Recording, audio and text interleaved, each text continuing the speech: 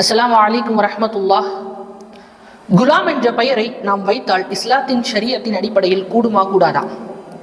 பல இமாம்கள் குலாம் என்ற பெயரை வைத்தால் அது மக்ரூஹ் என்பதாக கூறுகிறார்கள். ஏனென்று எதற்கு என்று கேட்டால், நபி ஸல்லல்லாஹு அலைஹி வஸல்லம் அவர்கள் கூறுகிறார்கள், இன்ன அஹப்ப அஸ்மாஉக்கும் இலல்லாஹி அப்துல்லாஹ் அப்துர் ரஹ்மான் என்பதாக கூறுகிறார்கள்.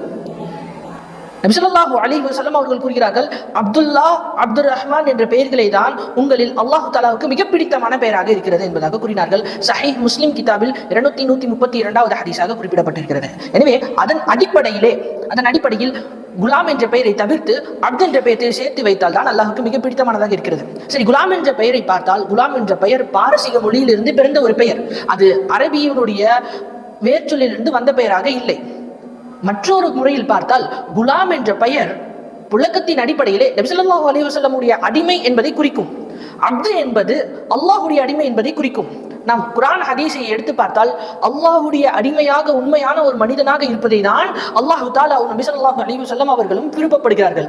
ஆக குலாம் என்ற பெயரை தவிர்த்து விட்டு அப்து என்ற பெயரை சேர்த்து பெயர்களை வைத்தால் இன்ஷா அல்லாஹ் நம்முடைய குழந்தைகளுக்கு மிகப்பெரிய நல்ல ஒரு ஃபியூச்சர் இருக்குது என்பதில் எந்த விதமான சந்தேகமும் இல்லை என்பதை குறித்து தெரியாமல் இருப்பவர்களுக்கு இந்த வீடியோவை ஷேர் செய்து விடுங்கள். அஸ்ஸலாமு அலைக்கும் வரஹ்மத்துல்லாஹி தஆலா வபரகாத்துஹு.